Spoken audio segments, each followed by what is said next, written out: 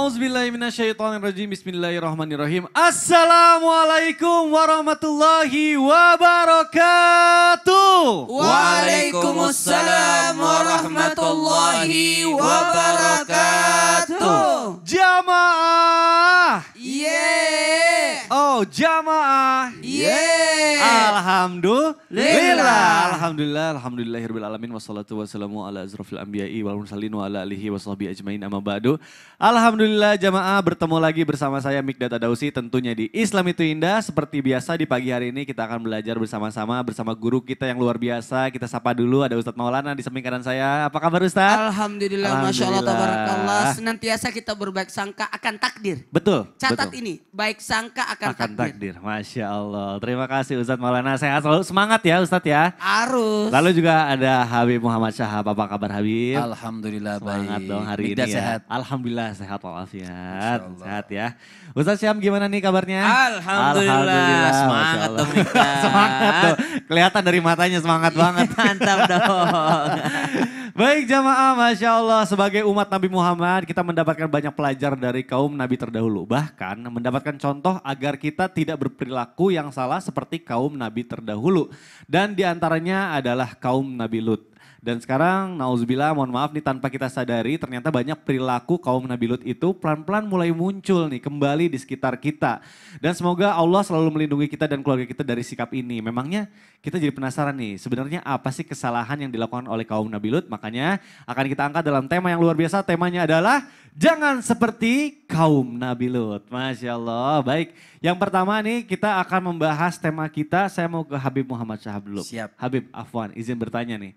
Kadang ya suatu kesalahan itu kan awalnya dianggap bercanda gitu, main-main aja gitu ya. Nah, niru-niru gitu ya. Atau ya cuma kayak lagi di tongkrongan, lagi ngumpul gitu ya. Atau sama keluarga bahkan.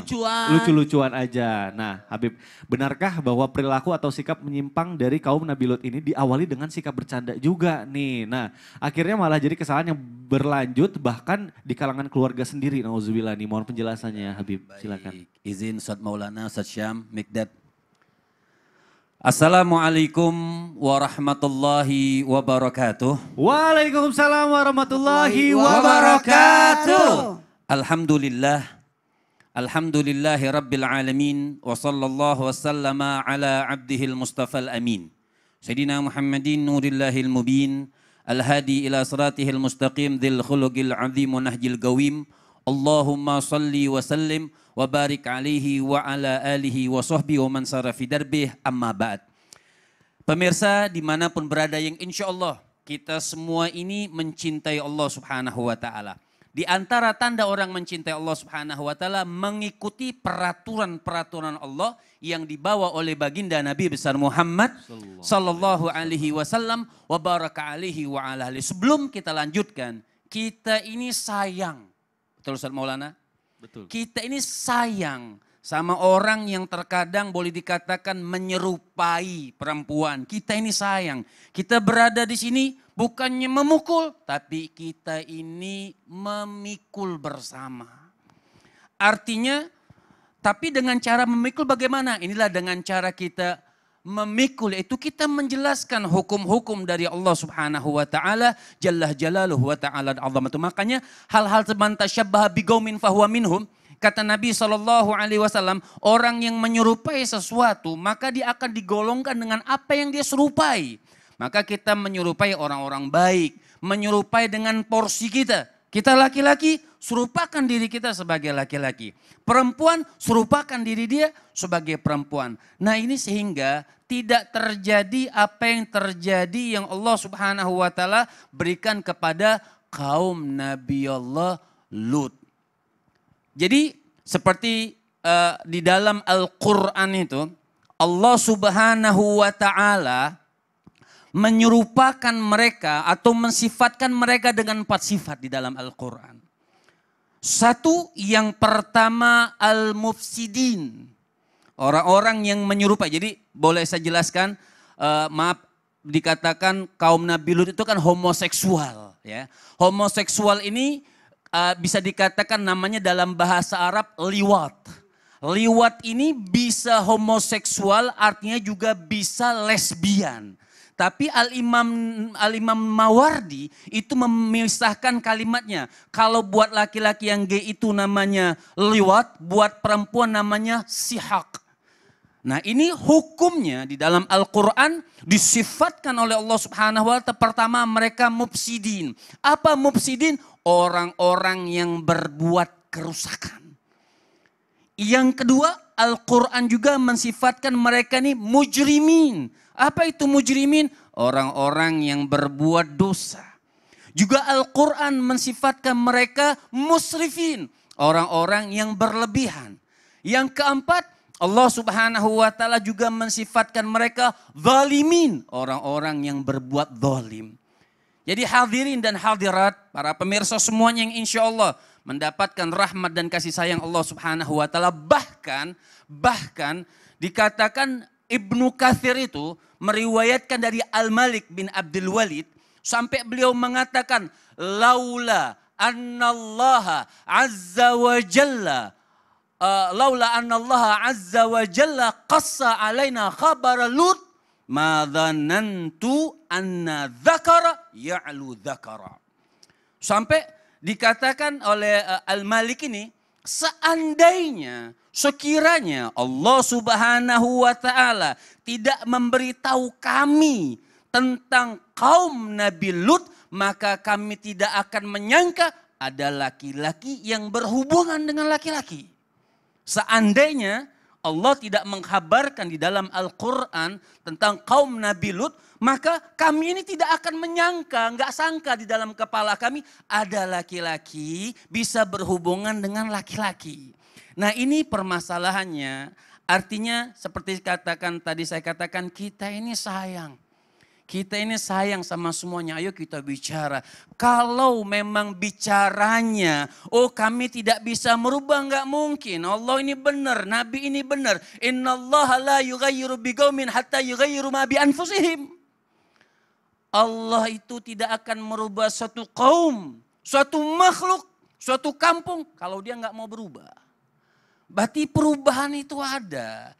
Kalau memang dia harus semangat, ayo berjalan, bergaul, rubah diri kita, baguskan diri kita, mengikuti aturan-aturan, anjuran-anjuran Allah Subhanahu wa Ta'ala yang dibawa oleh baginda Nabi besar Muhammad Sallallahu Alaihi Wasallam. Makanya juga dari keluarga. Keluarga ini enggak boleh mendiamkan begitu saja. Tapi bukan harus menyiksa, mengusir. Tidak. Apalagi mengusir.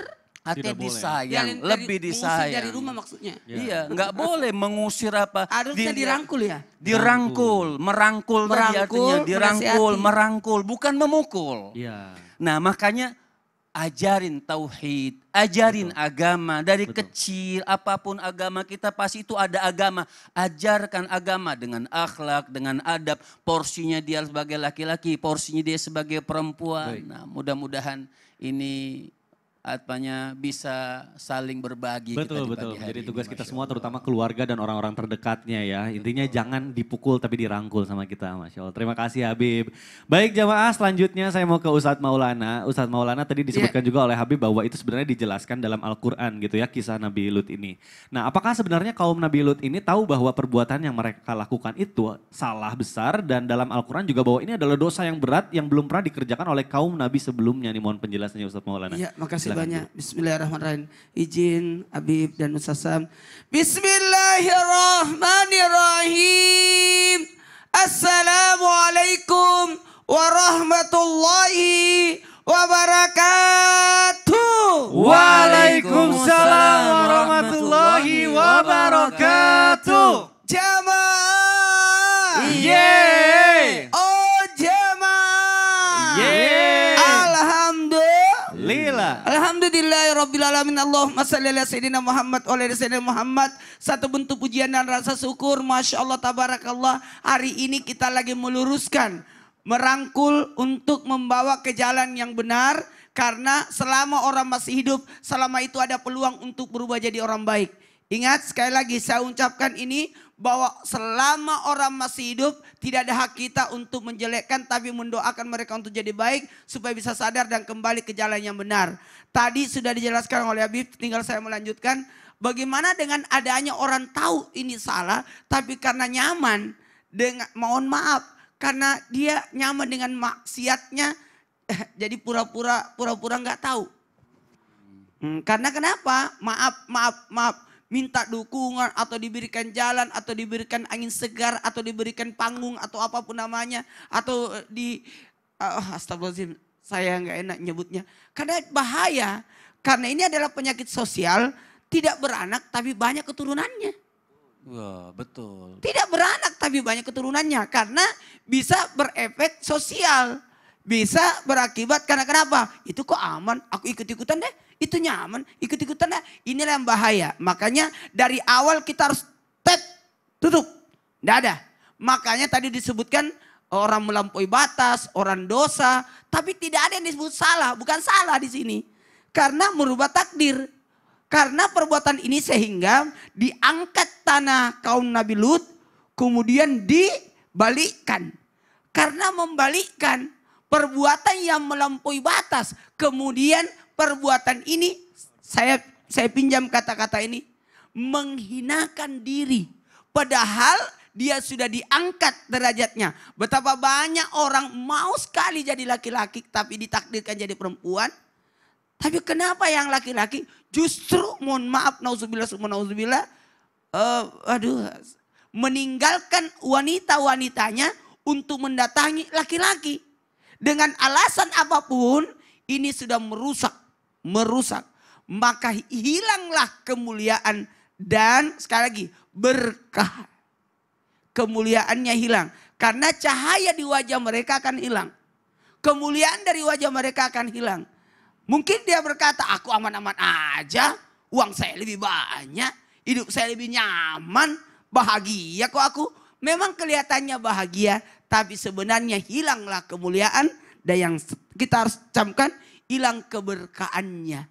Makanya jangan pernah dicandain, jangan pernah dimain-mainkan, jangan pernah merasa nyaman, jangan pernah merasa aman. Justru merasa aman dan merasa nyaman ini yang membahayakan. Karena bisa jadi kenyamanan itu ada tipu muslihat setan di dalamnya.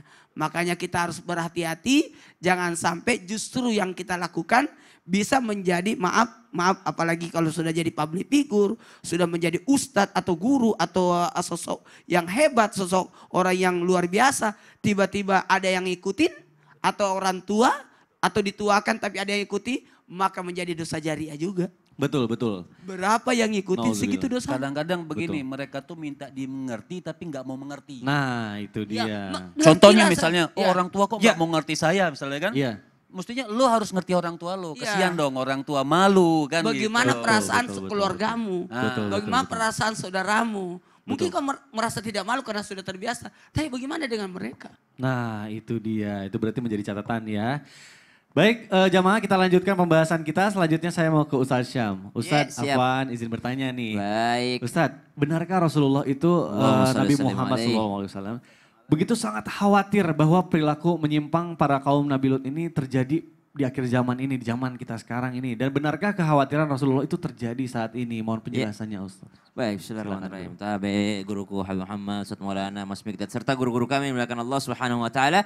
Bismillahirrahmanirrahim. Alhamdulillahirabbil alamin wassalatu wassalamu ala asyrafil anbiya'i wal mursalin sayyidina Muhammadin wa ala alihi wa sahbihi ajma'in. Amma ba'd. Dari Sayyidina Abdullah ibni Muhammad ibn Aqil bahwasanya beliau mendengar Rasulullah sallallahu alaihi wasallam, beliau mendengar sahabat Sayyidina Jabir radhiyallahu an berkata bahwasanya Rasulullah sallallahu alaihi wasallam bersabda, sesungguhnya perkara yang paling aku takuti pada umatku adalah munculnya kembali perilaku kaum Nabi Lut alaihissalam. Hadis riwayat At-Tirmidzi. Jadi kalau ditanyakan apakah Rasulullah pernah mengkhawatirkannya, Rasulullah sallallahu alaihi wasallam itu dibimbing terus sama Allah. Jadi tidurnya, makannya, berjalannya, bernafasnya itu melalui perintah Allah dan dibimbing terus sama Allah. Tidak ada fi kulli hin, tidak ada satu saat pun yang tanpa bimbingan Allah Subhanahu wa taala. Jadi kalau Rasulullah suatu ketika mengkhawatirkan sesuatu, berarti itu adalah bimbingan dari Allah Subhanahu wa taala. Kalau Rasulullah mengatakan saya khawatir akan terjadi lagi seperti kaum Nabi Lut, itu berarti berita dari Allah Subhanahu wa taala. Maka baginda Nabi sallallahu alaihi wasallam sudah memprediksi bahwasanya apa yang terjadi di masa lalu apalagi tertoreh di dalam Al-Quran maka potensi untuk terjadi kembali itu ada. Bukankah 2/3 isi Al-Quran adalah kisah-kisah Nabi terdahulu? Bagaimana Allah menghukum mereka, bagaimana Allah mengadab mereka, ataupun menyelamatkan mereka. Ya, kita baca dalam Al-Fatihah, Siratal ladzina an'amta 'alaihim ghairil maghdubi 'alaihim waladdallin. Ada yang diberikan nikmat, ada juga yang disesatkan ataupun dimurkai. Nah, semua kisah ini ada di dalam Al-Quran dan potensi untuk terulang kembalinya itu sangatlah besar. Kenapa Allah menceritakan dalam Al-Quran? Karena supaya manusia beriman ini ada rasa takut. Supaya manusia beriman ini ada rasa untuk mengalahkan nafsunya. Dikarenakan ketika membaca ayat-ayat Allah Subhanahu wa taala, oh orang kalau melakukan hal ini bisa jadi datang azab seperti ini. Orang kalau mendurhakai Allah Subhanahu wa taala bisa jadi Allah menghukumnya seperti ini. Maka dalam riwayat selanjutnya dari Sayyidina Ibni Abbas radhiyallahu anhu mardahuma bahwasanya Rasulullah sallallahu alaihi wasallam bersabda, Allah melaknat orang yang melakukan perbuatan kaum Nabi Lut.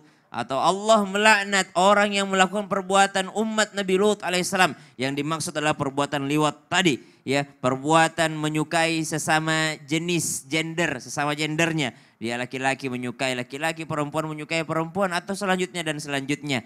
Allah melaknat orang yang melakukan perbuatan umat Nabi Lut. Allah melaknat orang yang melakukan perbuatan umat Nabi Lut. Nabi Muhammad SAW sampai mengulang-ulangnya hadis riwayat An-Nasai dan riwayat Ahmad. Maka Rasulullah mengkhawatirkan ketika pulang dari suatu peperangan, perang Badar yang sangat besar. Nabi SAW mengatakan kita baru pulang dari perang kecil menuju perang yang lebih besar. Para sahabat bertanya bagaimana lagi besarnya, yang tadi ada udah besar banget gitu. Maka Nabi mengatakan perang melawan hawa nafsu sendiri. Termasuk diantaranya hawa nafsu yang mengajak seseorang melakukan perbuatan yang sangat keji, yaitu perbuatan daripada umat Nabi Lut alaihissalam. Wallahu ta'ala alam. Aduh, serem juga ya, Allah melaknat sampai diulang-ulang juga ya sama Nabi Muhammad ya.